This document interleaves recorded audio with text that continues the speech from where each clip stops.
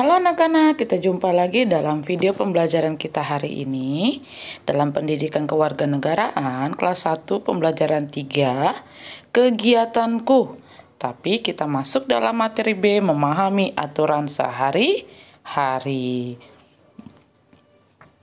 Baik, kita masuk dalam halaman 34. Nah, silakan dibaca tujuan pembelajarannya.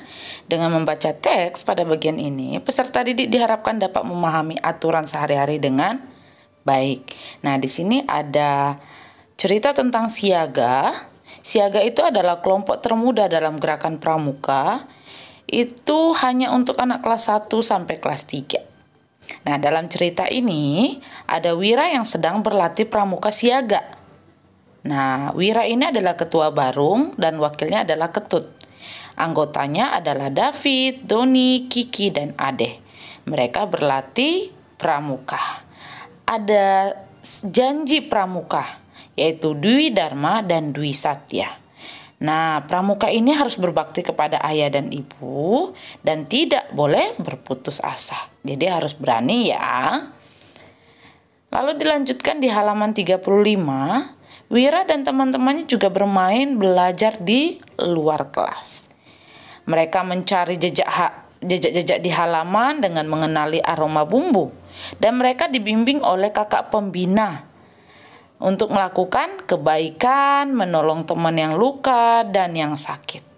Nah, ini untuk aturan-aturan rumah, ini sudah kemarin ya, di video pembelajaran sebelumnya dikerjakan atau di pertemuan sebelumnya. Nah, untuk pertanyaannya, nah ini dia ya, kelompok termuda dalam gerakan pramuka. Nah, siaga itu adalah untuk kelas 1 sampai kelas 3. Nah, hari apa Wira berlatih pramuka? Itu hari Minggu sore. Wira siaga putra barung berwarna coklat. Barung itu adalah regu siaga. Nah, itu ya. Jadi regu siaga itu disebut dengan barung. Oke? Nah, untuk wakilnya itu adalah ini tadi sudah wakilnya ketut, ketuanya Wira. Anggotanya tadi sudah disebutkan. Dan mereka mengenali aroma bumbu dengan mata tertutup. Dan mereka berlatih. Nah, ini tadi Dwi Dharma yang tadi ya. Lalu menghafal janji siaga, apa saja sih isi dari janji siaga? Nah, ini dia. Nah, jadi Dwi Satya dan Dwi Dharma ini adalah janji siaga, yaitu janji yang harus mereka taati. Nah, apa saja dia? Dwi Satya itu ada 2, Dwi Dharma ada 2. Jadi kalau ada kata Dwi berarti ada 2 ya. Nah, Dwi Satya, demi kehormatanku aku berjanji akan bersungguh-sungguh. Untuk apa? Menjalankan kewajiban dan setiap hari berbuat kebaikan. Dwi Dharma juga siaga itu patuh pada ayah dan ibu, dan siaga itu berani dan tidak putus asa. Jadi ini nanti janji kehormatan pramuka siaga Dwi Satya dan Dwi Dharma ini kan tidak ada di buku. Nanti dicatat ya di notebooknya masing-masing. Oke? Baik, kita mau mengerjakan halaman 37. Nah, beri tanda checklist jika pernyataan benar, silang jika salah. Jadi checklist atau centang ya kalau benar. Pertama, Wira adalah ketua barung hijau. Benar? Salah. Oke. Yang kedua, Wira mengulang-ulang janji siaga. Ya, benar. 3, Dwi Dharma dan Dwi Satya adalah janji SD. Yes. Centang ya. 4, siaga berani dan tidak putus asa. Iya, centang. Dan yang kelima, siaga berbakti kepada ayah dan bunda. Yes, berarti dia silangnya hanya nomor 1 ya, karena Wira adalah ketua barung coklat, bukan hijau. Oke? Nah, ada juga masih di halaman 37, memberi warna. Nah, warna hijau jika menunjukkan perilaku baik, jingga bisa diganti orange atau kuning ya, jika menunjukkan perilaku tidak baik. Ya, yang mana kira-kira? Yes, ini tidak baik karena berkelahi. Nah, ini baik karena menabung. Nah, ini tidak baik karena bermain di jalan raya. Ini baik karena bermain di tempat yang aman. Oke? Oke. Nah, ini Miss ulang ya. Nah, jadi jingganya bisa diganti warna kuning atau warna orange ya. Oke. Kita masuk ke halaman 38. Perhatikan dan baca seksama. Ayo ingat dan aku bisa. Nanti akan Miss tanyakan ketika kita ketemu di Zoom, oke? Baik, kita masuk dalam evaluasi pembelajaran 3 halaman 39 sampai 40. Yang pertama, tuliskan 2 baris kalimat pada setiap gambar. Nah, gambar pertama itu adalah permainan. Nah, yang kedua apa? Yang ketiga apa? Oke, untuk permainan yang pertama itu ada anak-anak yang bermain. Nah, kalimatnya bisa ditulis, ada beberapa orang anak-anak bermain dengan rukun dan gembira di tempat yang aman. Nah, itu tinggal ditambah ya. Lalu untuk gambar yang kedua, contohnya ada satu keluarga yang sedang berkunjung ke kebun binatang. Lalu mereka melihat gajah. Nah, itu bisa. Jadi buat 2 kalimat ya, atau gambar yang di bawah. Misalnya contoh, ini dibuat ya. Tono sedang mengunjungi temannya yang sakit. Temannya sakit, misalnya sakit apa gitu kan.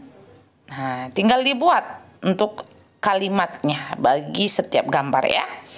Lalu untuk bagian B, lengkapi pernyataan dengan kata yang tepat.